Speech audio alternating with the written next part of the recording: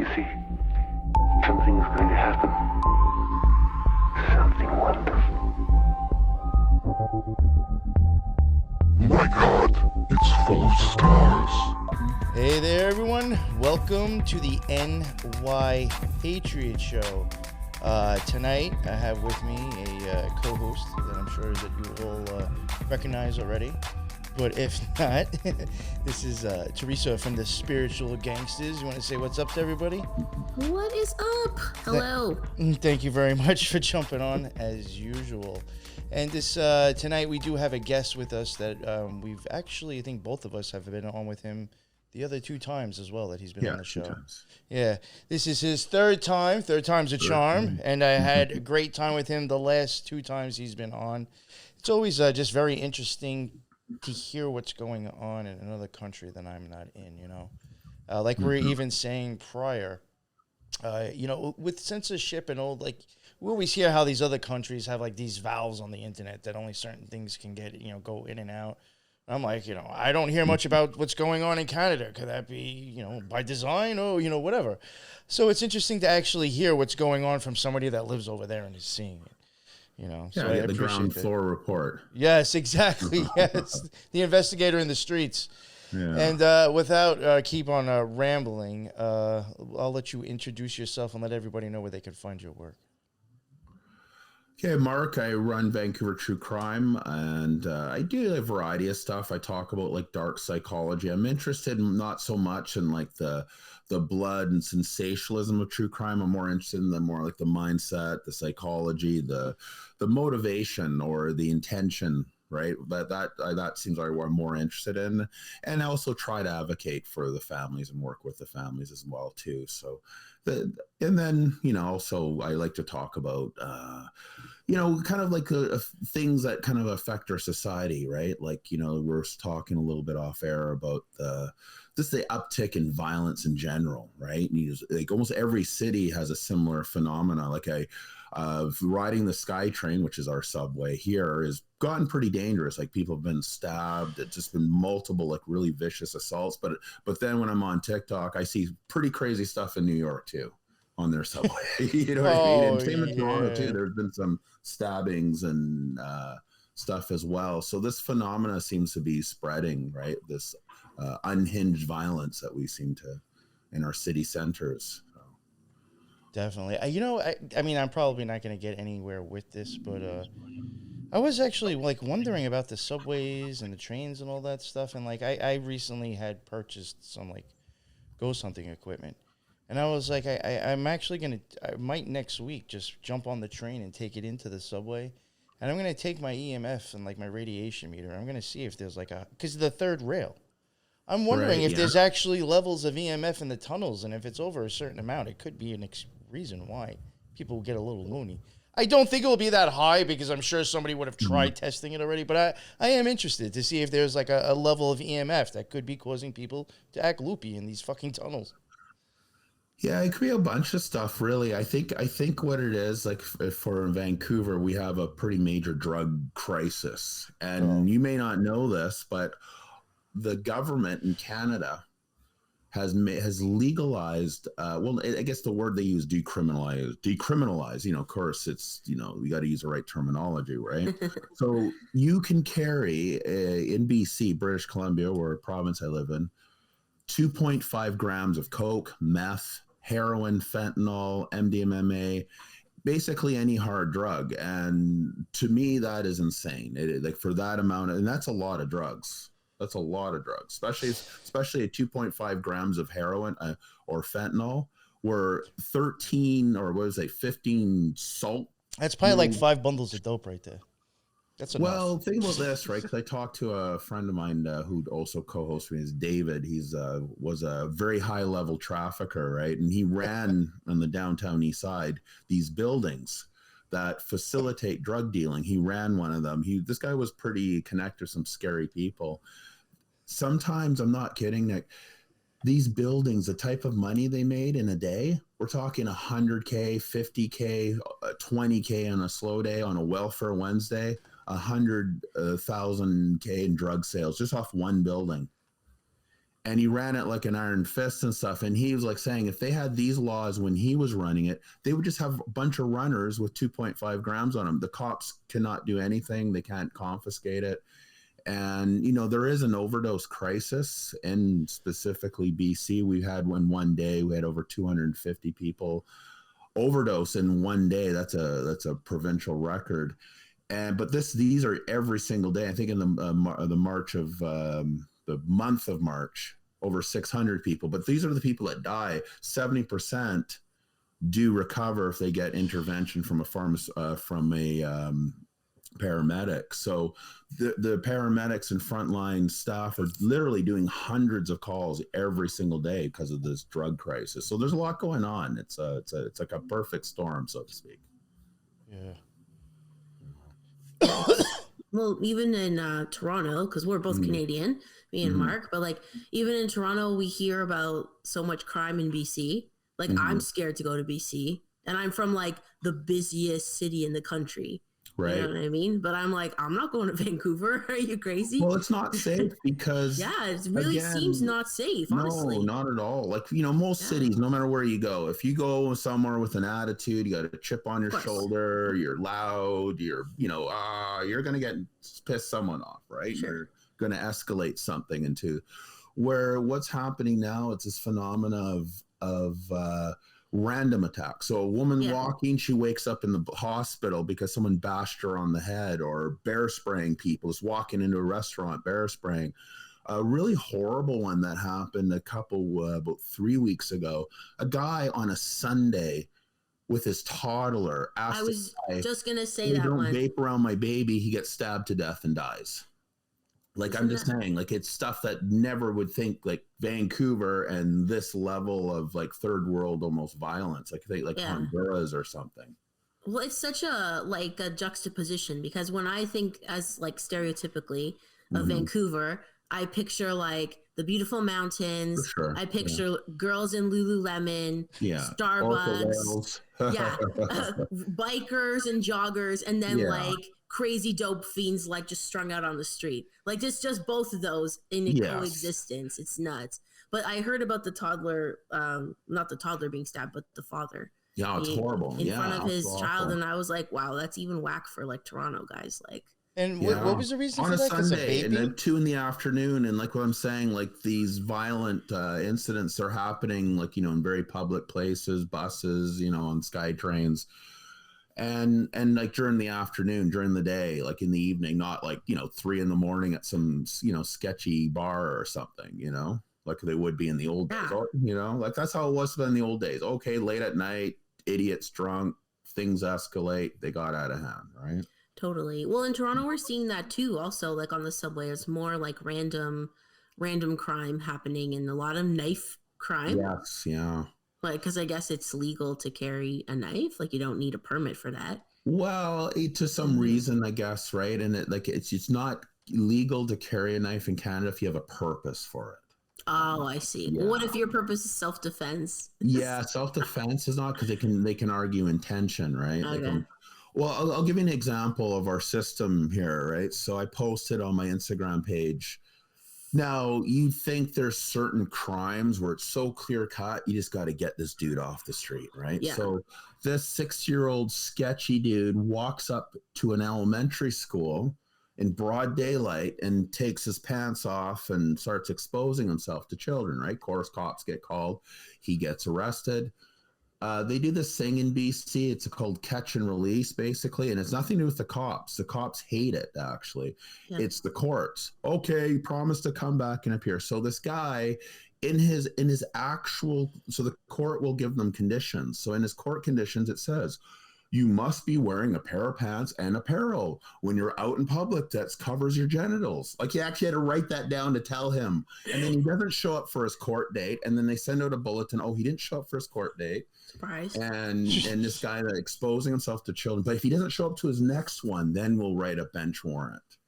But that gives you an idea, like, how degraded the system. A guy that with a machete attacked a bunch of people on Granville Street with a machete. They let him out on bail and then didn't show up for court. Oh my God. Like, you know, if you attack people with machetes, you may not really care about court conditions. I'm just saying, or a little far gone, maybe. Yeah. Yeah, that's wild. Yeah. Well, that's That's what I'm like saying. even So like a that's the hard weapon to environment, hide right? too. I mean, Jesus.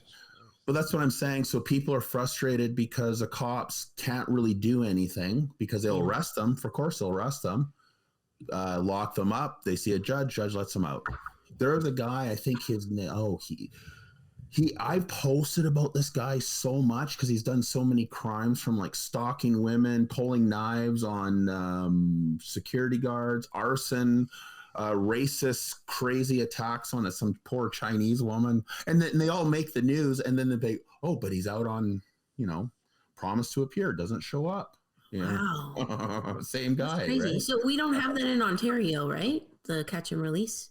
Not to the degree that we seem to have it in BC. I don't think any other province. And I think in Canada in general, there's like judges have like, discretion and stuff. And like, I guess this is how it works here. Generally speaking, with these types of crimes, the cops arrest you, you go in front of a judge, and then that depending on like how severe the severity of the crime, but then it's confusing too, because sometimes there's murders and knifings and people being attacked, and there's no bail system, no electronic bracelets. They're just shocked. Whoa, they didn't show up. Well, It's so wild. It wasn't much of an incentive to show up.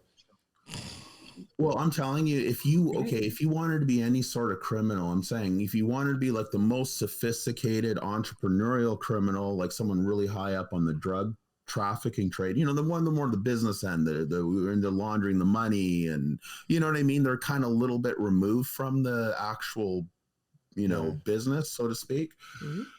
Or if you wanted to be this like a street criminal, psychotic, or even the middle of the road one, there's no better place than BC. There really isn't, because it's almost impossible to lock you up here. It's almost impossible to be locked up. That's crazy. Yeah. Wow. I think I remember you talking about that one other time. You're on about how like loose it is over there, and I was very surprised. Yeah, but the problem is that then you have this other, like the other image that you're talking about, the Lululemon Vancouver, the trendy Vancouver, the beautiful tennis whites, the golfing, how are those two going to coexist? Because the people that are into that kind of stuff don't want to be attacked by machetes and bear sprayed and wake up in the hospital or have their businesses ransacked, or what, you go on and on, right? So it's like this delusion, believing that you can have people that are crystal meth heads who have severe mental health issues and then are also homeless, should be able to coexist with people that are in the market to buy $1 million condo, and maybe they'll get that second Range Rover, but it's insane. That's crazy. Yeah. It's frustrating to watch too. Yes. Something I thought I noticed trending on for you, that I noticed you were posting a lot. You seem to have like a lot of missing women. Yes. I remember like one other time we were talking. Missing person problem in general.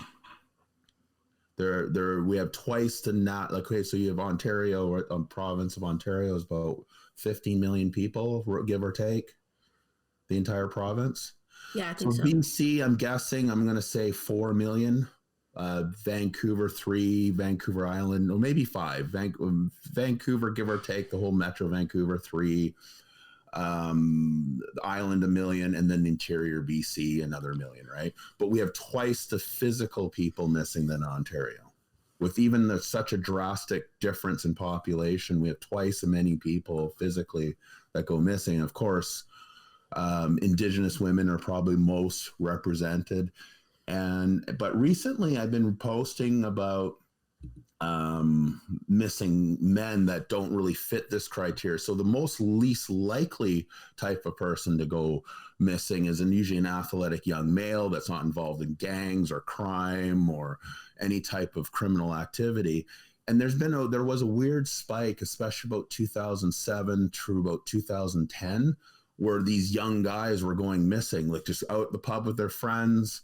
Oh, that's and like they don't sounds like make it some home. smiley face killer shit right here. Holy Yeah, Yeah, crap! it was similar to that. Yeah, Wow. very similar. Yeah, so it was even a big Whew. spike here, and I did a show with a guy yesterday, and I haven't released it yet, but there's an example. There was a guy named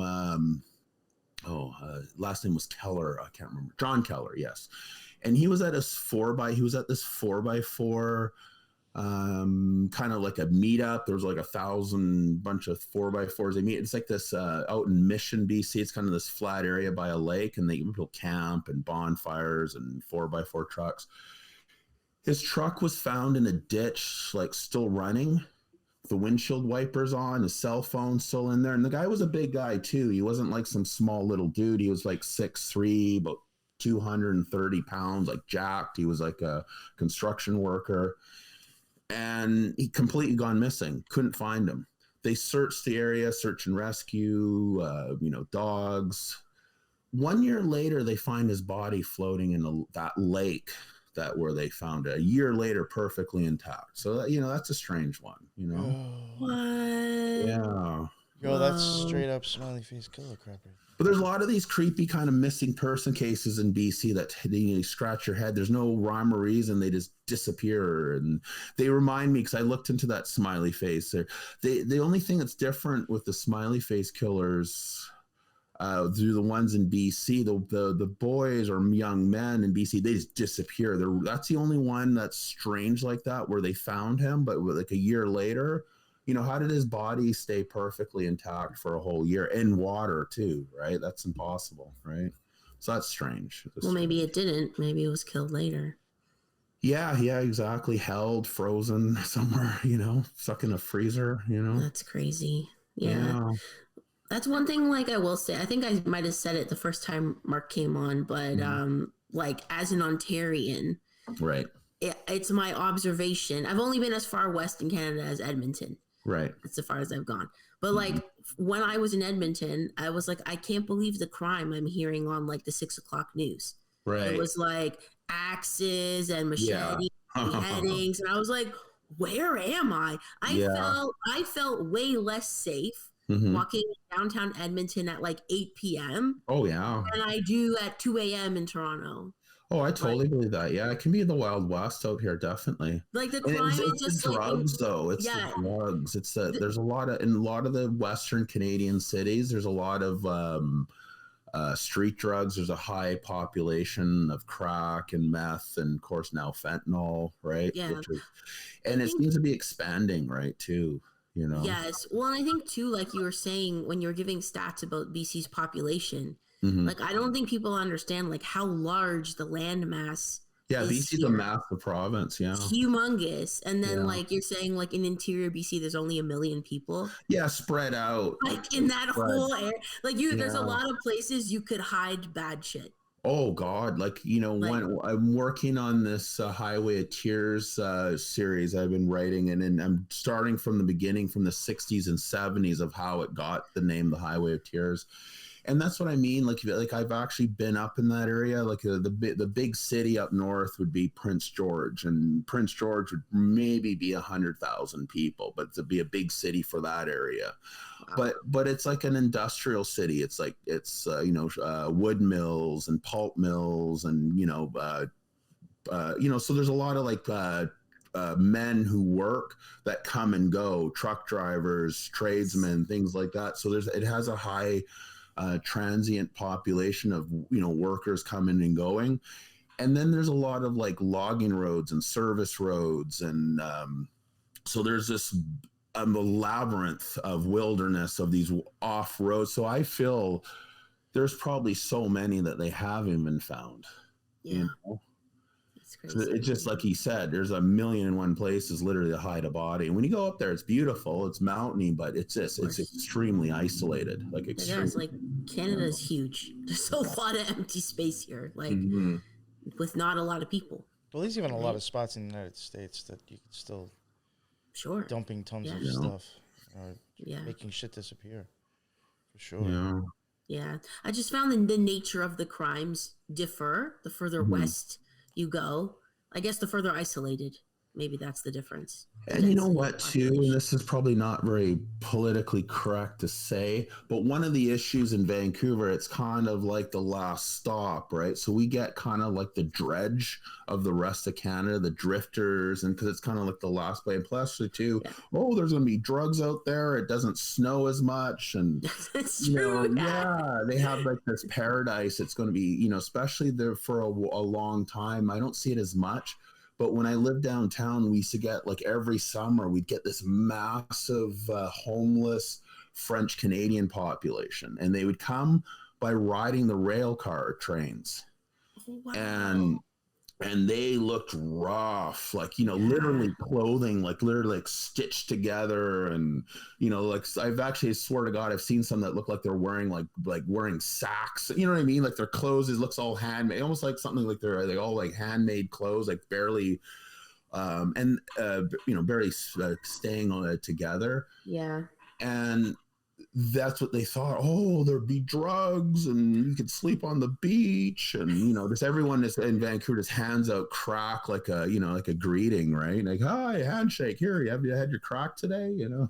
Hi. So they come here with those ideas that they know everyone's liberal about drugs. You could, and then the worst part is when they do get here, there's all these NGOs that make money by literally giving them free drugs and pipes and, you know, needle exchange. I get the needle exchange because it prevents the spread of disease, but the free drugs, like seriously giving people cocaine, meth, and heroin for free. Yes. Probably not a good idea. And do you think that's going to advertise? Like, you know, hey, guess what they are doing over here, guys? Yeah, attracting a certain crowd, right? Yes. Yeah. I interviewed a guy named Jerry who started a drug dash business. So on his website, I haven't gone on it in a bit, but on the last time I went on it, I'm not kidding. You could go to his website and you could order an 8-ball to your door. And he had everything on the thing. And his argument, and he wants to actually open a physical location where you can go in, buy coke, heroin, meth, but he'll guarantee that it's not laced with fentanyl. And his argument, and he's going to make this constitutional argument. So if the government did decriminalize drugs, right? Therefore, they're responsible for providing safe drugs then. You know what I mean? Like if they said that, if they say it's okay to drink, you know, before it was prohibition, but people were still making bathtub gin, right? The government would step in. No, we got to regulate it. We can't have, you know, bad hooch going around blinding people, right? But it's kind of like, that's his argument though. That's his argument. So we'll see what happens. Yeah, interesting. I think it's totally insane. Here, yeah. Here, that's that's like in high school we used to have dial a bottle. Now it'll just be all the high school kids will be having house parties and doing drug dash. Well, think about this though, right? Like it's again, like it's like he may be cool because he doesn't want, you know, his you know, intentions is to provide safe drugs. And one of the other issues that I agree with him, one of the big issues, especially in the downtown east side of Vancouver, there's these scumbag drug dealer predators, and they target vulnerable women that are addicted to drugs. And these guys are like super creeps, right? So the thing is at least these women can buy their drugs from him, because he's not, you know, he's not going to be a creep, right? And maybe save their life that way, right? But the thing is that when people see people making massive amount of money selling drugs, which they will, there's going to be a lot of scary people who are already in on it and that want to get on it. So there's going to be this, in my opinion, this almost this drug gold rush of different crews, gangsters, idiots. I wonder if that will cause more crime. Oh, it's going to cause massive crime. For sure. Because it's a small pond, right? It's a small pond, but you're going to have a lot of people coming here thinking they're going to get a piece of the action, right? No, it's kind of, I think this summer is going to be hyper violent. Last summer was, but I think this summer is going to be even scarier. Yeah. Don't do drugs, kids.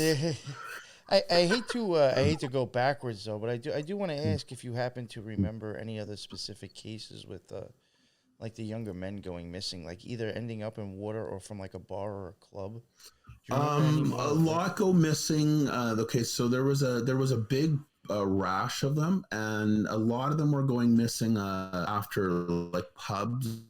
His like 2 blocks from where he lived, but it was at his grandparents. His grandparents lived in a kind of like a senior complex, and they found his car at the senior complex, but like no trace of him. And literally like, hey, I'm going to be home in about 5 minutes, pop in the car, like literally a 5-minute drive, cars found at the grandparents' house, which is kind of en route, but still kind of a strange place for the car. And I think the door was open and there was no sign of struggle. Did they ever find him, or he just disappeared? No, nothing. Just without a trace. Yeah, there's been a few of them. There's been some exchange students too that have gone missing under strange circumstances. And then these are the 2 weird ones. There was these 2 kids, both 17 years old, 17. And they were both last seen going to their own bedroom. And when their mom went to wake them up the next morning, their beds weren't made and they were gone without a trace. But nothing. They didn't take anything. One kid, they believe, he started getting these weird texts. The kid was East Indian, and they were saying, oh, the girlfriend of this kid was getting, he met another woman, he's in India, right? But he didn't take his passport, nothing, right? Didn't take money, bank, he had glasses.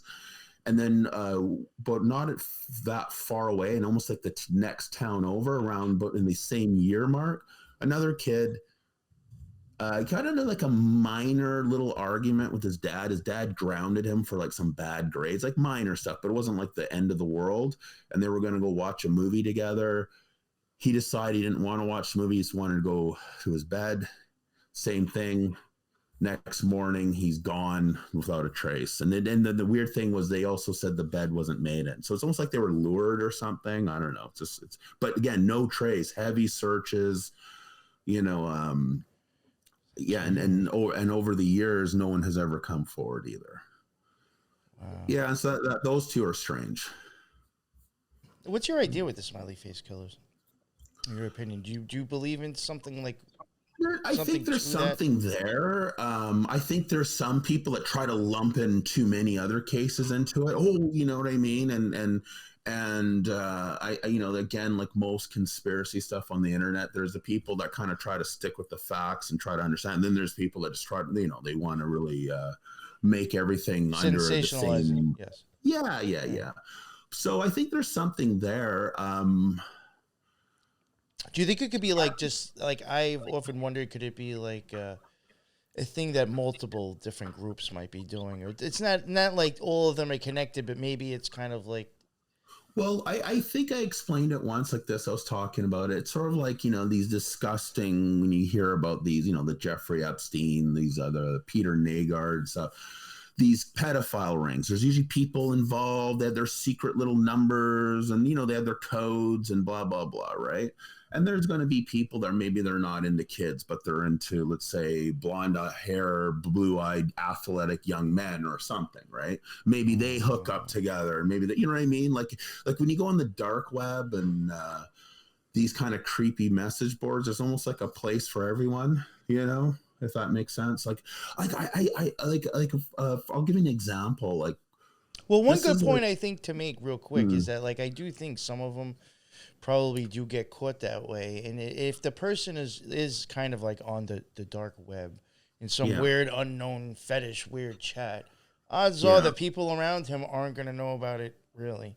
Because if he's that, trying to hide who he is in that little clique, I'm sure, so when people are like, oh, no, that wasn't him, well, how do you know? You never do know, but sorry to interrupt, but. No, totally. I was taking, this is like back in the early 2000s, and I was taking some IT courses and stuff like that. And I had a roommate that was also taking, similar courses as me. And one night we got drunk, and I guess because he was drunk, he got very comfortable with me, and he pulls out his computer and he starts showing me these form boards that he goes on. And this is like early in the internet where there's not streaming yet. It's just pictures mostly and stuff like that. And he's showing me stuff that's just like, my blood just instantly went cold, like just horrific, like chicks being beat up and like just really over the top, like kind of really violent. And I was just like, holy shit. And I lived there with my girlfriend, right? So I was like, oh, great. We got this creep in our house, right? And so anyways, yeah, I was pretty disturbed by that. And then he told me, he started talking to me, and I didn't say a word. I just wanted to hear everything he had to say, but I was just standing watching him. And he's all like, oh, he's all animated. He goes, yeah, they have all these message boards, and they have like places of which countries you can go and rape chicks, and where the jobs, like, where the court systems are really fucked up, so you'll be able to get away with it. And like, it was all like this breakdown of all the stuff, like places you can go and abuse women and stuff. And I'm thinking, like, this was so long ago. So imagine if they were organized, these kind of creeps were organized. So anyways, make a long story short, I kicked him out of the house. I told him if he didn't move out in a week, I'd break his legs, because I didn't want him around my girlfriend, because he legitimately creeped me out. Like, he really did. Those pictures were like nothing I've ever seen before. Yo, you mentioned that thing with like even different countries. Even just from, I guess I was kind of like, naive to the fact that there are like tons of countries out there with much lower ages than the United States for sex and stuff. And I had just, really getting big into digging into certain secret societies. I have noticed, just like with other countries that they may associate with or end up having lodges in. I just, from being nosy, I happened to run, and like, there is, I do believe that there is, people do play that game where they know that countries have different laws, different ages. Oh, absolutely. The sex tourism, like people that go to Cambodia, or, I guess I don't know if Vietnam was before, but places like that, like Vietnam and Cambodia, Thailand, Laos, you know what I mean? Like, there's basically, you bribe the cops, you can do whatever you want, right? I think they've definitely have cracked down now, because they're in Canada. There was a guy, I don't even like talking about this guy. He's like one of those ones where, and again, he's out of prison. He's out. This is the thing. He's out. His name was Don Baker. So imagine right after the Picton atrocity, like everyone's just scarred from Picton, right? The news cycle, all the crazy things that this guy was doing. So right after that happened, they found this other monster. His name was Don Baker, and there's this park. It's called Crabtree Park. It's in the downtown east side, and at a lunch hour, these construction workers hear a woman screaming like bloody murder, and they go and they see this woman in a bush, and there was a guy with a videotape, and he was kicking her, and in a private area, and she's screaming. So of course they call the cops, stuff like that. The cops come. The guy had a whole bunch of videotapes in his car. And then they went to his house. They ripped the drywall out of in his living room. And it was all tapes. And he used to go to Cambodia and Thailand and those kind of places. And he was doing like vicious, abusive stuff to 9-year-old girls. So the RCMP went to there. They actually found the kids, and they charged them. He was one of the first people, I think, in Canada to be charged for a sexual offense in another country, and especially, I think, to underage minors. And make a long story short, I think he got a 10-year bit, and he's out, parole. He's on a dangerous offender, because in Canada, you could be labeled a dangerous offender, which you'll be locked up for life. I think this guy qualifies as a dangerous offender, because the videotapes, what he was doing to these women on the downtown east side, it's almost unspeakable. Like, it's almost, you can't even talk about it, what he was doing. And that's what I'm saying. And he's out. I don't mean to laugh, but it's more like gallows humor, Yeah, that's like very ironic in a disturbing way. Yes. Right? Yeah. Sometimes you even have to wonder if like those people get a pass or some shit. Or like it was something that they, Okay, wait. So I was at a friend of a friend's house on Friday. The lady whose house I was at is a very prominent lawyer in Toronto area. She told me that yes, that's true what you just said, and why that a lot of sexual crimes and criminals get a pass because the judges are into fucked up shit. Wow. She said that's absolutely true, and she didn't understand why for years in her career. She's been a crown, so she's been like For the Crown prosecutor. as a crown prosecutor and the defense attorney. She's been both. Wow. And she can say with certainty that, yes, that's absolutely true, that a lot of judges are into messed up sexual stuff. God, and that's why they give like the sexual predators a pass, because they have a bias or they're involved and they know them. There was a guy, and okay, so this is like the early days of the internet, right? When it was all blogs, and when you're researching conspiracy stuff, you had to go down these crazy blogs that were like, they almost hurt your eyes, like that. Right? It's like shitty small font, the shitty font and stuff. and there was a guy, he used to rant on, and he'd have these great big epic, and he couldn't understand if this guy was just crazy or there's something, but he was very detailed. And there was a thing called there's a very high end club in Vancouver, like really like over all the it's like it takes you like you have to be on a waiting list for like 10 years, and it's like $100,000 or more. It's called the Vancouver Club, and it's a lot of those judges and lawyers that belong to this club. And this guy kept making all these crazy allegations against. They're all at the Vancouver Club, and he said in this blog, he said that there was a bunch of judges and lawyers that were abusing underage kids from the reserve, the Squamish Reserve, which was in North Vancouver. Yeah. And they said that some of the natives were in on it because they were making money off it. Like some of the scumbags were selling their kids. And he was making all the allegations, and they said they kept locking him up in the psych ward as punishment, like how to deal with him, gag him, put him in he goes, I've been gagged so many times. But okay, this is where it gets weird, right? So there was a show in Vancouver called Da Vinci's Inquest. And Da Vinci's Inquest would take real storylines. I remember that show. And integrate them, like they did a thing on the Boozing Barber. And the Boozing Barber was this scumbag in the downtown east side that was murdering women with booze. He would just force them to drink a lot. And so when they would die, I guess an accident, they drank too much. And you'd also pick women that have histories of alcoholism. So he got away with it for like 10 plus years. Oh yeah, he was prolific. Plus he knew how to use a legal system. The guy was apparently good at the stock market, so he made a lot of money. And he made all his money on the stock market and bought a barbershop, and he just abused women constantly. These women that were alcoholic, and he said he would pursue something like 250 women a year. Like that's what a psycho he was.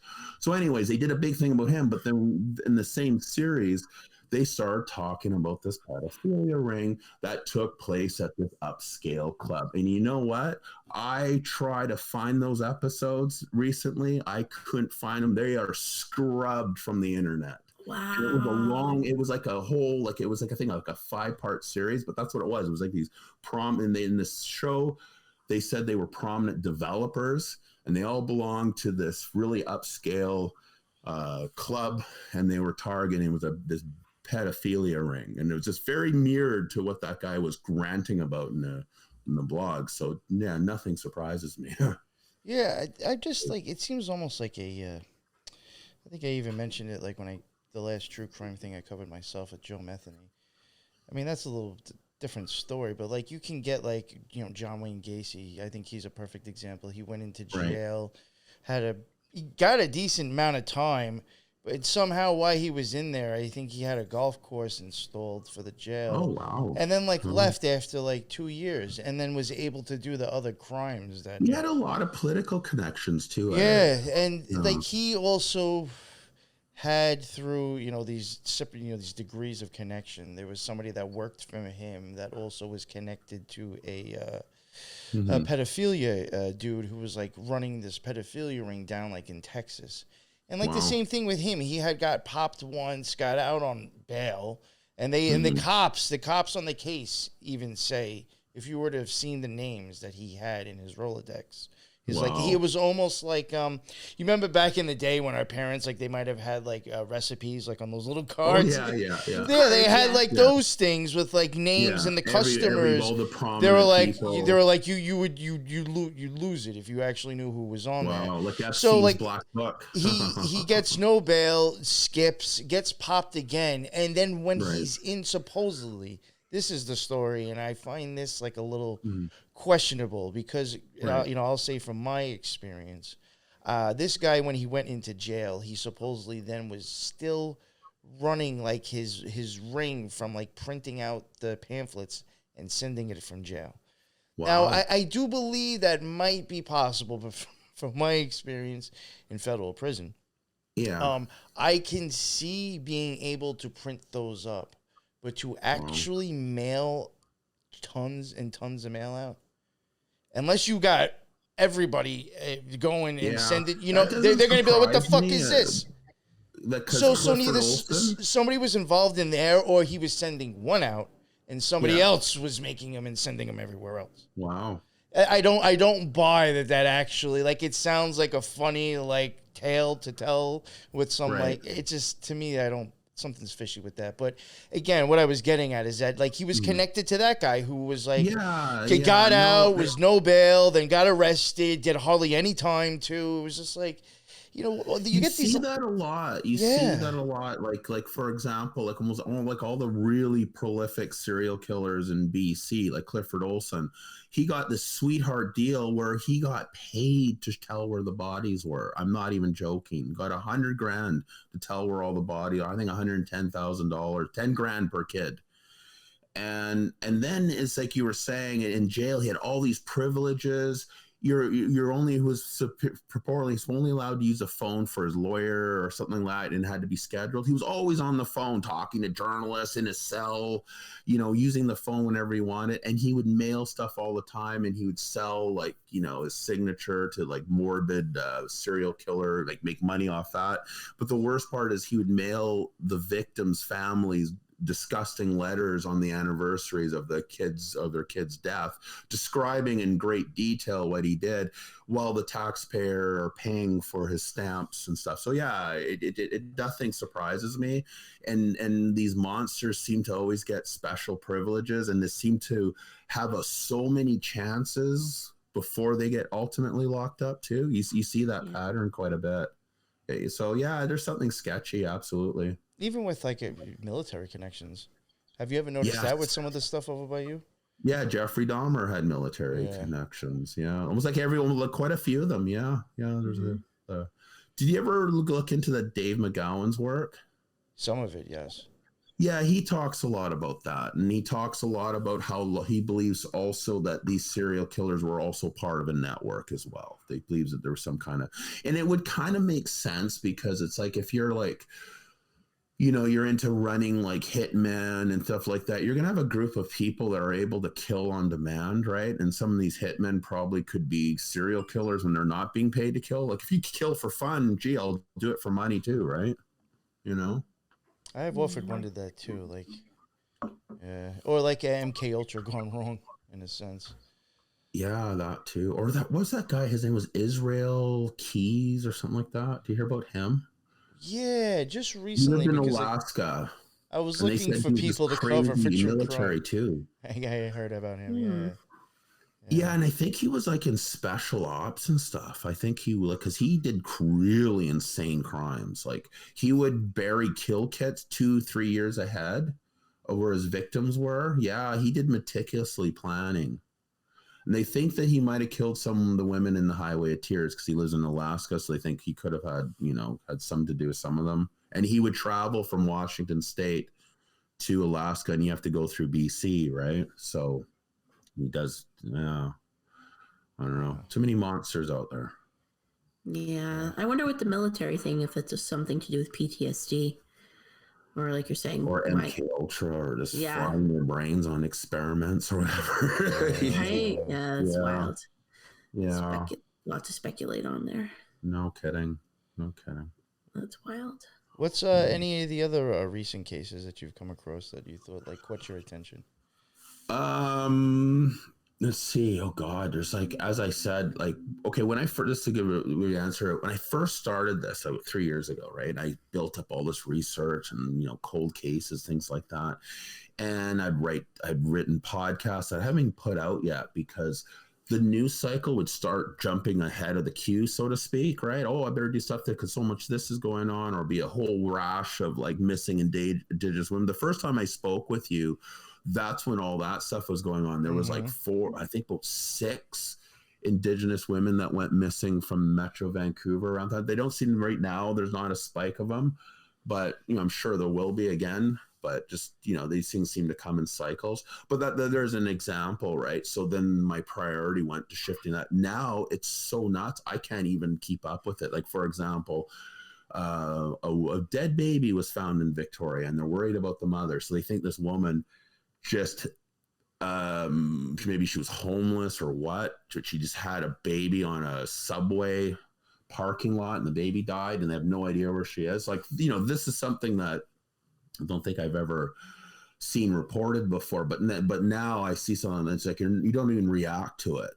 Then last week was all these stabbings on the transit.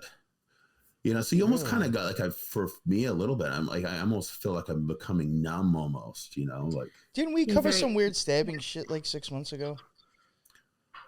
There was a bunch of machete stuff that seemed to be machetes and hatchets were all the fashion in Vancouver back then. It's the West style crime. Now it's knives, guns, not so. Yeah, there hasn't been a lot of gang. Yeah, there was stuff, something where it was like a bunch of chicks, I think, stabbed some dude up, but that might have been over in the United Kingdom.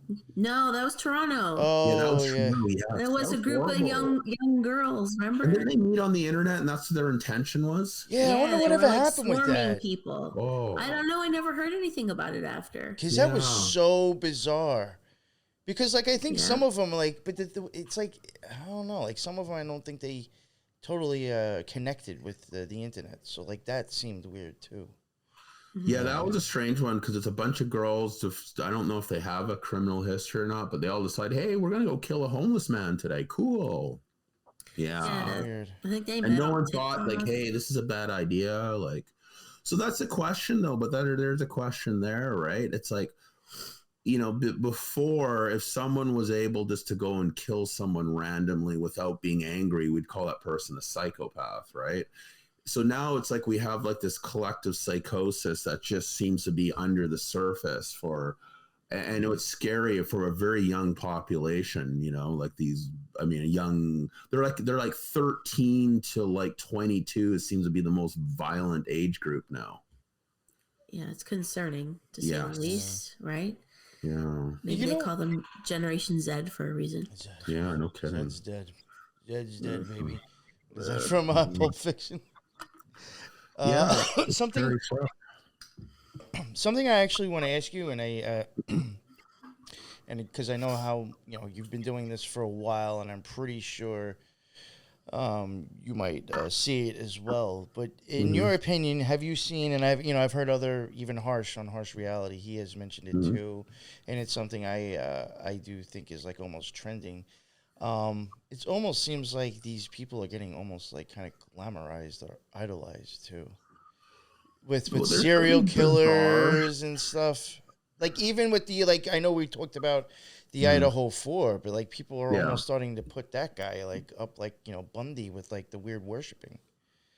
There's always been, I guess, this fascination to, or I call it morbid. I would say morbid curiosity, right? There's a little bit of that. But we also, too, though, we live in a society where it's all about shock value. Like, do you remember when you were kids, right? And they would have, like, what was that show? It was, he was an asshole. I forgot the name of the show, but he had a big ashtray and he was just super offensive. But that was the show, right? It was like almost see how offensive he could be. It was called the Morty Downey Jr. show, or he was like this fucking prick, right? Yeah. And he would always have the cigarettes, and he would get people all riled up and stuff. And then Jerry Springer died recently. The same thing again. It's shock and awe, right? We'll watch. People have always liked back in the day, the freak circuses and stuff like that. So there's this element of and even reality TV to some degree, right? And then you go on TikTok and stuff. It's all getting views and stuff. And these crazy kids, right? This is the difference between when we were teenagers and we were teenagers. We were 1,000 times more smart because we didn't get caught for anything, and we had 1,000,001 excuses to wiggle out. And these idiot kids, they'll film themselves doing it, they'll post themselves doing it, and they'll bust themselves doing it. And something like that's like violent, like bear spraying, stabbing, things like that. They're dumb. They don't understand that not everyone's going to think that's cool and give you a like. You're going to actually, you're going to meet someone who's really pissed off that you did that to their kid, and maybe they're have a different way of resolving it, right? Wasn't there a case that just recently closed that, like, I think there was like footage of the girls like basically beating the other girl that turned up dead, and they're like, nah, they're innocent.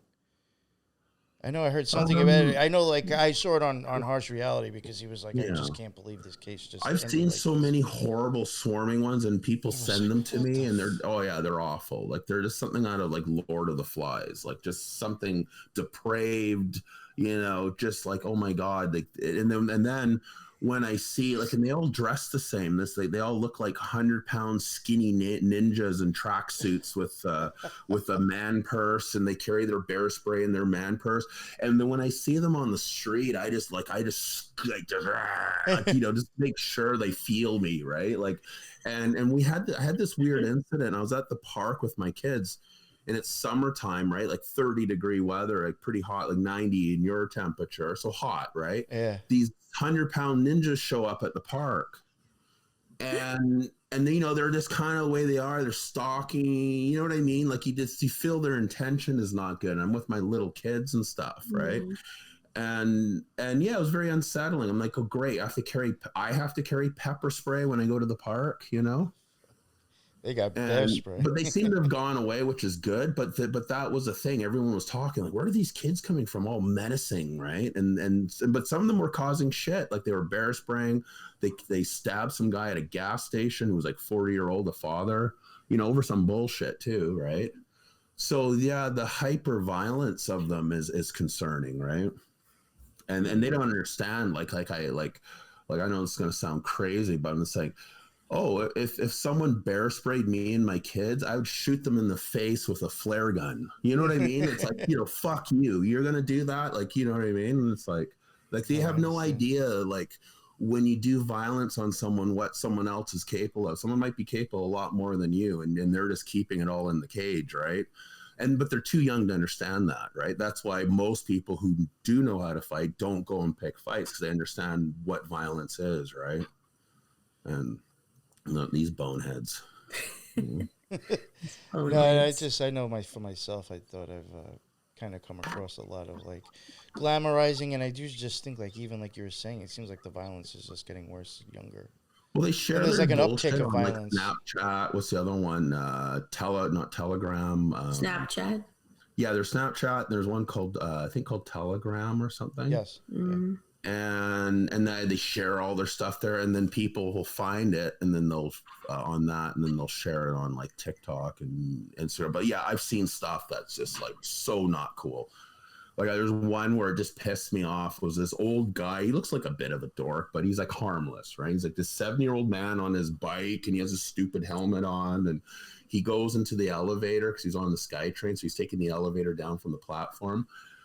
And he's holding the door open, and then, of course, there's the 100-pound ninjas there at the door. He's trying to hold the door open. Oh, you guys coming in? And they wait for the door just to close, and they go with a big canister of bear spray, and they blast him in the face with it, and you could hear him screaming in pain. And I'm just thinking, God, if I was there and I saw that, oh God, this poor, and this old man screaming. And the thing with bear spray, it's mixed with an oil to really attach itself to the bear fur. And so even after you wash it off, people say, like, for 10 hours later, because it gets right under the skin. So for like 10 hours, you're in like this most excruciating pain. So, wow.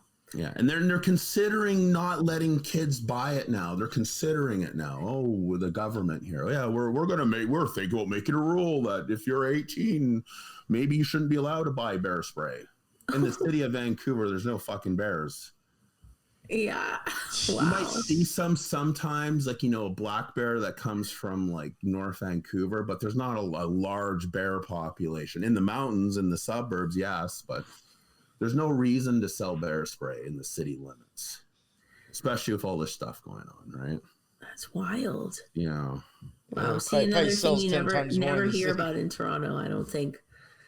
Yeah, spray wouldn't be a common object to grab on your way out to do some crime. I don't know. Well, it is a very effective weapon, I can tell you, because again, if you have a 1,200 pound, brown bear or a grizzly wanting to eat you, and Yeah. all you have is this spray, oh, you better wish it works. And usually because it could shoot out for like up to 18 to 20 feet, but then it's like a canister, like almost looks like a fire extinguisher. So it's not like a pepper spray where it's in your Right. hand. It's like a, some of them are like the Shoot it. size of this. Oh wow. So imagine and I've seen it where like swarmings and these asshole kids, excuse my language, will bear spray like a girl in the face while all the guys and stuff. Like I swear to God, like I said, I can't emphasize this. If they do this to my daughter, kids, yeah, I'll beat your dad with brass knuckles in front of you. You know what I mean? Like seriously, like, you know what I mean? Like it just like when you see them, you're just like, oh my God, like you can't believe it. And then they'll make her kiss my shoe and all this, like I said, it's out of Lord of the Flies. Wow. Wow, that is wild. Yeah. Yeah, it's pretty crazy, right? Well, like you're saying, Mark, it goes back to like desensitizing the population, right? Like, I think we could see that in our lifetime, from programming on TV, video games, movies, from when we were small. Yes. To now is completely different. Yes. People let their kids watch the most messed up stuff. Mm-hmm. Like we were at a friend's house the other day and the kids were downstairs doing God knows what. My younger son, who's 8, comes upstairs and says, Mommy, I saw a YouTube video where this guy got shot. And I said, what? Wow. He's like, yeah, they were dressed as Sonic characters, but it was real life. That's how he described it to me. So it's not a cartoon. Right. He says they were dressed up as Sonic characters and Sonic shot Tails. Wow. And I was like, what are you talking about? The other parents, not even listening. Yeah. Just in one ear. Like kids see the most messed up stuff from super young that we did not have access to. Yeah, no, I agree totally. Like, like my stepson who's like 22, Call of Duty full blast, on a massive 60-inch screen. Blah, blah, blah, blah. I'm like here for going on for like 10 hours, hyped up on Red Bulls and Cokes and stuff. Like, yeah, this is good for your brain, right? Not at all. Yeah. But from so young, like my son is 8. Mm-hmm. And it's like, really? That's what you guys... my daughter's 8, my son's 6.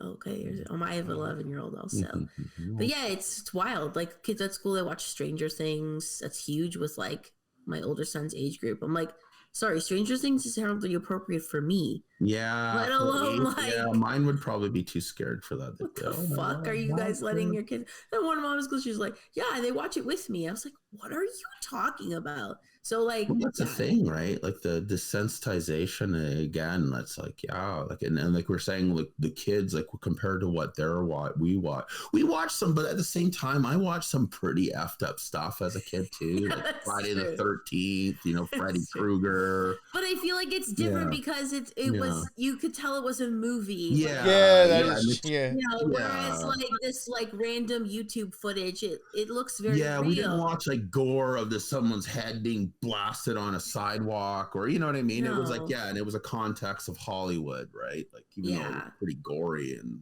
but still but I think that's what it is, and maybe they're just desensitized. And I think also the pandemic and the lockdown, that's what the experts are saying, why these kids are hyper violent is because they don't have an attachment to society. They've been locked down, and the pandemic was messed up. It messed people up. And even myself, I feel like I don't even really how to describe it. Like you went through something, you don't really quite how to, explain it, and how weird things got with, the Karens losing their self in public because someone doesn't have a mask on, or I've seen some crazy stuff. Like people really go, or you're not vaccinated, like become like the vaccination Nazis. You know what I mean? Like, yeah.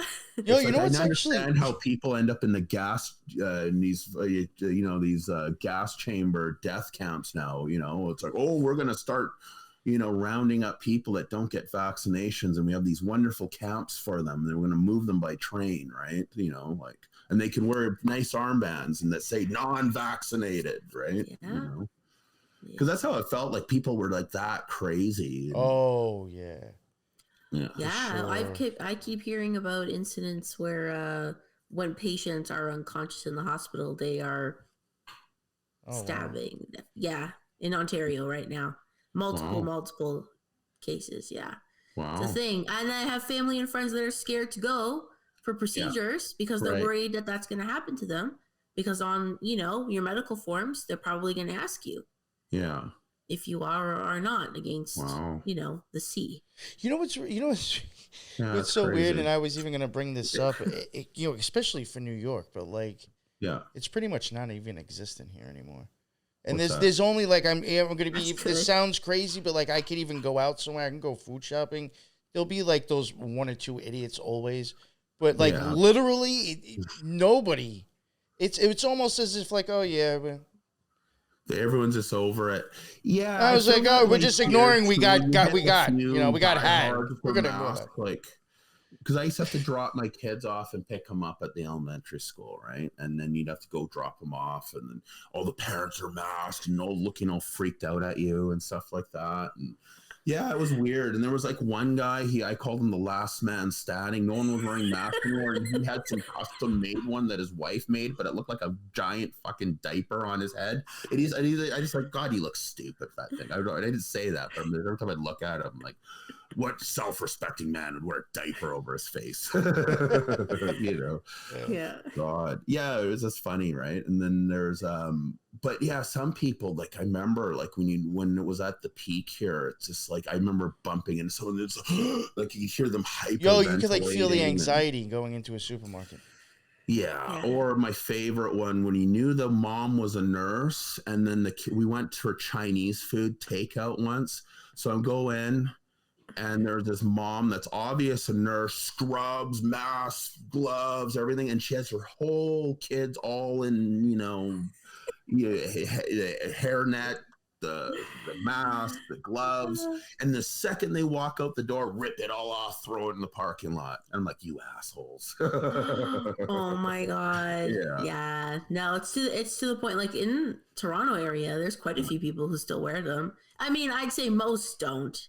But In like hospitals, today, you got to wear a mask. That's it. When I had to go see someone who was getting some medical procedure, you have to wear a mask in the hospital. And that's it. same here, but I think they're considering dropping it now because they see Oh. the lack of evidence that it actually does Oh, yeah, it doesn't do anything. We don't even have to wear them in Right. doctors' offices or hospitals anymore. That's all done too. Yeah, good. yeah, It's like, same what here the too. fuck? No, Eh, it's to the all point. gone. Today I was shopping with my husband, and I was like, do you feel like how I feel about when someone in an N95 approaches you? You automatically just think they're retarded, and Oh, you yeah. don't want to talk to them like Yeah. at all. And he's like, yeah, Yeah. basically. But there's so many people that were wearing one. I had to wait till they were passing me to say it. There was at least Wow. 5 people in a row. Wow. I was like, I couldn't say it. I kept getting interrupted, right? Amazing. God. Yeah. Yeah, it was a strange time though. Like I'll never forget it. And then it's like how much of it was bullshit. How many? And the thing is like I've known some people that did get COVID. Like one of my friend's grandparents got it really bad. He was in the hospital and stuff. But I didn't know anyone that died. But there was a teacher at a school here, and she was really healthy, and she got COVID, and then she got better, and then she got some bizarre complication and died. It was like one of these weird freak, like, but there must have been something genetically also going on with her. There has to be, right? Yeah, It's or possible. maybe, Yeah. yeah. But I'm sure they're cooking up something in the labs now that's just gonna, I'm sure. make us, oh yay, well, the masks are back. I'm sure Well, they're working on something. Oh, they were talking about it on the TV. And then after this, I wanted to ask you something just real quick. I saw something on the TV yesterday where I think they're talking about some new one that's supposed to affect your eyes. And I'm like, that's Oh, God. just. But like even just thinking of like coronavirus, I was just like, Yeah. now, like the eyes, I can't. There was Corona. one with a I'm monkey just like, what the fuck? They were trying to get everyone like, they came up with a great name, but it didn't stick, right? Yeah, monkeypox didn't stick. Yeah. Oh, I Yeah. did want to ask you, Mark, Mhm. before we start to wrap it up. Is there anything like I know before in the past, like you said, you kind of did have a thing that you were working on specifically, and now there's a lot of stuff just all over the place. But is there anything that you're kind of working on for the future? Any topics that you're thinking you're going to try to tackle and cover in the future? I'm going to carry on. There's no shortage of content, of criminal content in Vancouver. So there's always, there's a lot of stuff. But answer your question, though, yeah, I'm working on a couple. I'm working on a Vancouver Safe series, actually. And I'm going to interview a variety of people, different experts, the drugs, the mental health aspect, because it's all in this pot, right? You got the perfect storm of mental health, homelessness, drugs, a weak ass court system, and then everyone wants to blame the cops, right? So it's created this crazy environment. So I'm working on that, and then I'm working on this Highway of Tears, and then I want to also do, and this is like later on, this is after I do this other stuff. Another thing I really want to get into is predators that use social media like Snapchat, those other ones, and there's something more for like a younger demographic. I'm working with this. I have this intern, a journalist intern who's 19 years old. So I'm going to work with him doing like trying to maybe, I don't know, like an education or some kind of public campaign about, because it's really creepy, the amount of perverts and predators that use Snapchat and those types of things. And some kids are just too dumb to know what kind of stuff they're getting into. So I want to scare them straight. Maybe you could do like a school presentation thing. Yes. Did you ever see that, the Scare Straight? Did you ever see the original one? Oh, No. I think Scared Straight? Back in the day, I do remember them having do that Scared Straight series where they take kids to jail, but there's an original one from the 70s. I think you could find it on the internet. Oh, it's awesome, because these 70-year-old, these 1970 type of convicts are scary as fuck, and they're crazy, and they're screaming at this kid, and he's like, I guess, I don't know if he's mad that he's giving him eye contact, I guess, because that's disrespectful in jail. Like, you're eyeballing me, right? He's screaming that. And then he said to the kid, he's like, if you keep eyeballing me, I'm going to pop one of your eyeballs, right? Like, yeah, just screaming in his face. Like, but yeah, it's kind of amusing. I'm trying to figure out, how do I do that, but with Snapchat, right? That same kind of shock and awe, and scare the kids from, I've even come across perverts online. I've come across a couple, I think like 2 or 3 series. I don't remember the names of them. On Netflix, and maybe, I don't know if they're all on there, but I have even watched recently, like, there's some stuff where I was like, wow, like, that shit's going on with like Snapchat and Telegram. Like, what I'm getting at is, like, I couldn't believe like what kind of like master manipulating goes on just through an app. Oh, totally. Yeah. Well, for me, Snapchat is like the ultimate pervert paradise, because 1, you don't have to show your age, right? 2, you don't have to use your actual picture. I could use a cutesy avatar of me that appeals to a 13-year-old girl, but I don't look like, you know what I mean? And then it also geolocates their addresses, so the perverts know where the kids live. And then when someone takes a screenshot, everyone gets notified. Oh my God, someone's screenshotting. We don't want them to screenshot what we're showing here. You know what I mean? It's like a little alert system, right? It kind of reminds me of, you remember like Michael Jackson on his hallway? He had those like the alarms. So when someone's walking down the hallway, it would give him like enough warning to, get the kid out of his bed. Is that true? That was in Never Land. Apparently, this is what the maid testified that down the hallway, he had like almost like an infrared strip. We walk by, it would send off a ding, ding, ding, ding. Oh, someone's down the hall. You got 30 seconds before they come to your door. So gave them warning before. Yeah.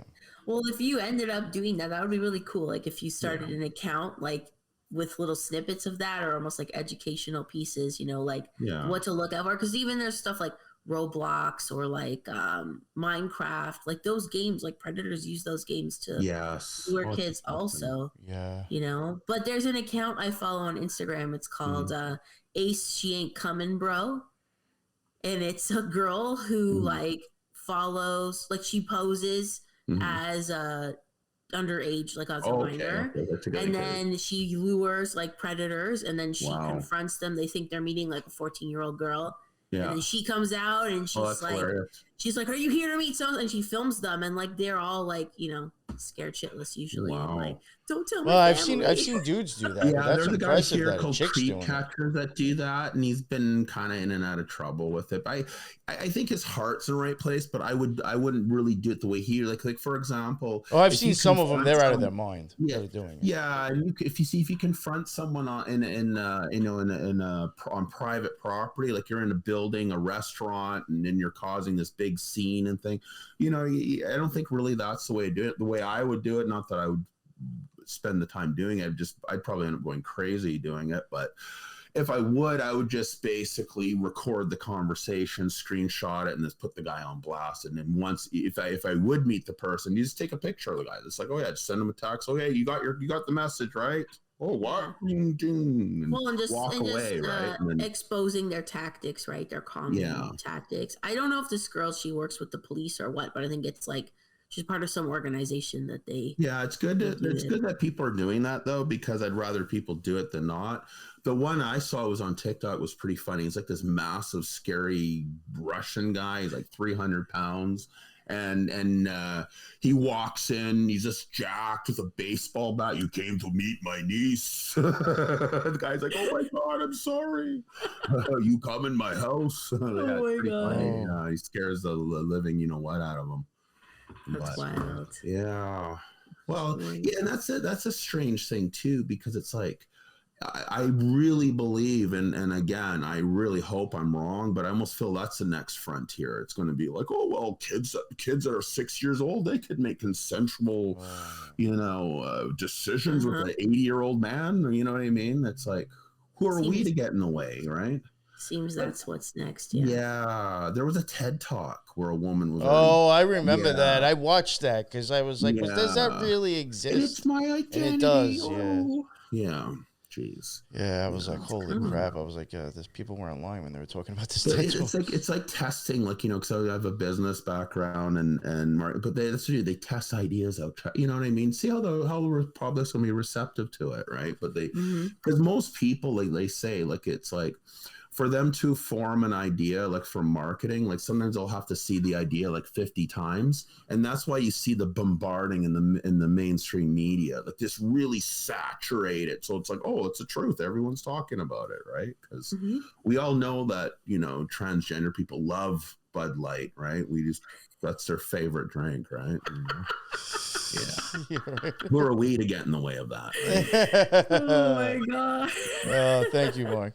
Yeah, and I don't mind if they do or don't. I don't care. But the point is that everything's this weird orchestration, and it's always makes your head scratch, and then they lose a bunch of money. But no, they kind of won because they blasted the idea that they made the money or the value by the topic being front and center. There's a war in the fucking Ukraine, and the Bud Light shit got more mainstream media than entire cities in Ukraine being leveled flat. You know what I mean? Yeah. So I think it was just done to trigger people and whatever, I did. Yeah, but that's what I mean. It get it. And just to keep putting it in people's faces, like you said. Yeah, and it's memorable, right? Yeah. When something pisses you off, you're more likely going to remember it than something that bored you. And I remember, if she, for example, if let's say she endorsed or whatever the pronoun is, a wine spritzer, no one would give a shit. Oh, coolers, okay, cool. You like coolers, okay, cool. Right? No one would care, right? Probably wouldn't even know about it. Some fruity Bacardi drink or whatever. Okay, cool. Right? But, I had even made a comment. If that character is to do an iPhone commercial next month, is anybody going to say anything about that? No. Right? Too many people use that. Nope. You will hear jack shit, or you'll see millions of people saying, I'm getting rid of my iPhone, and they're not really. So, well, probably that's all you'll get. Because you get the ridiculous on both sides. Everybody's saying that I'm canceling Netflix. Your iPhones, fuck your iPhones. You know what I mean? Yeah, you know how many times people told me they're canceling Netflix, and then a month later they're telling me a show I should check out on there. I'm like, oh yeah, you canceled it. Yeah, the cancel culture, that's another strange one. And what's so funny though, because it's you know, in Vancouver, we did, I don't know, it doesn't seem to be as robust as it was, but we were Hollywood North. So much stuff was filmed here, Netflix shows and movies. You know, there was lots of Hollywood production. So people that I knew that work on set, you always knew who the scumbags were. And it was funny because this is like late 90s. So my friend was a bouncer at this club downtown, and I lived literally like the next alley over. And I would walk over there maybe like about midnight, 1 o'clock in the morning, just, you know, hey, get let in. My friend worked there. And I walk over and he goes, oh, you wouldn't believe who was here. And I'm like, who? It was Kevin Spacey. And this was like kind of late 90s. He was in Vancouver filming. And he goes, yeah, he was in here with all his twink boyfriends. It was kind of funny. You know, everyone thought it was amusing. Right. And so it was, so then later, like almost like 2 decades later, he comes, oh, I'm gay. I'm like, oh yeah, like no one knew that. Like that's the worst kept secret possibly in Hollywood. So a lot of these were like open secrets anyways, you know. You know what? Basically, my friend that was a bouncer saying the guy that he was with, he said he ID'd him because he couldn't believe how he had right ID, but he ID'd him because he thought the guy was like 16 or 17 years old. It's like 100-pound blonde little waif little thing, right? Yeah. That's, I mean, and I think that even goes back to like, I mean, basically how people are even getting manipulated with politicians. But like you're talking about Kevin Spacey, to you, this wasn't, or to that person, that wasn't any new news. When he came out and said that. Yeah, he came with a bunch of gay dudes and I was like, oh, okay. But like people see him in movies and like, oh, he didn't play a gay dude in the movies, so I guess he's not gay. Like people get stuck with the image of the character that they're playing on the TV and think that's them when their camera's off. And it's like, for sure. He plays a president of the United States. Yeah. So that's like, you know, you put somebody up on stage for 30 minutes to run their mouth as a politician, and somehow people think that's what they really, you know, whatever. You know I know what you mean. There, like, what was it? There was that one guy. He was funny. Back in the day when I used to listen to Alex Jones. God, that's another tragedy, isn't it? But anyways, he was one of this guy. I forgot his name. He would always come in. He was like the trends forecaster guy, and he'd always say he was from upstate New York too, so he had that kind of accent. And he'd always say politics is show business for ugly people. He'd always say that. And there's some truth to that, because it's like, it's almost like, how do you become a politician, right? Well, you're not an actor. You're kind of, you know, maybe you have a little bit of charisma, but not enough to really, you know, make it anywhere else, right? And most of them, like when you meet them, they're just like empty. Like it's just like, I always have this kind of feeling of, I don't know. It's just like, it's like you're something meeting missing an amatron, right? You know, it's like someone not, you know, they're not really quite all there. You know, the dead shark eyes that look at through you. You got the AOC eyes going. Yeah. It's like these black holes in the head. Yeah, they're always weird. Like they're always strange. Like when you meet them. I had you know who Kim Campbell is? The former prime minister? Former prime minister of Canada. Canada's one female prime minister for like 2 months. Yeah, well, she was a minister of defense, but she was MP in the area I lived, and I played on a men's rugby team. So some idiot was getting married, and of course I got tasked to rent dirty movies. And so I'm at the Rogers Video, and then they make it as embarrassing as possible to rent them. You have to go into this room, and it had like a really like double hinge squeaky door, like right. So you open this so they door, know every time someone's going in and out. Boom, boom, boom. So everyone looks at the door, right?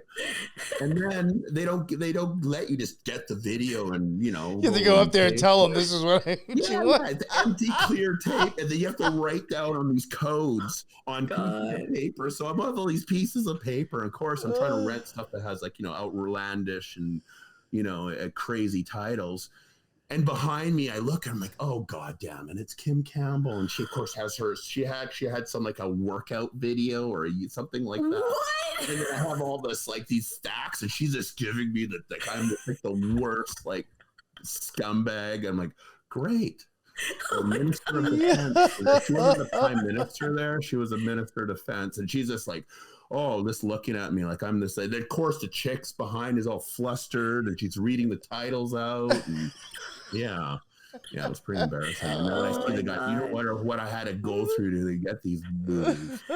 That's Should have invited her. Wow. too funny. That was great, man. Mark. Thank you. You're welcome. I guess we'll end it on that note. That was a perfect way to end it, Mark. There you go. Show standard. I think I forgot to let you kind of like plug your stuff, Teresa. So let everybody know. Yeah. That's Everybody- all right. let Well, everybody know thank you about your so stuff. much, Mark. I always have a great time when Mark comes on, full of interesting stories. And you had me thrown at Roger's video right there. Oh man, if anyone doesn't know, Roger's video is like Blockbuster.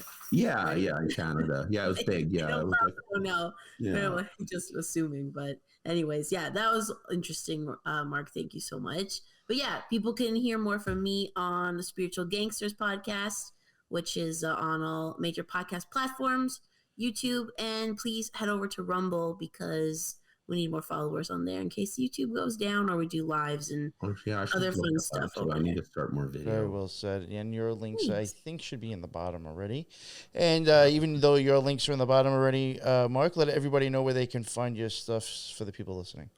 Easiest way is probably Instagram, Vancouver True Crime. I just started a YouTube channel, which is probably, I think I have 23 followers. But my main page is like Instagram, TikTok, and Facebook. I went down a rabbit hole and built a website, and then I realized I don't want a website because I have social media. If I have a website, I just want a store. After spending half a year building it, making it. So yeah, I have to torture myself really good. But you guys are coming on my show next week anyways. Yes, I got to, we got to talk about that, actually. Continue our conversation. Yes.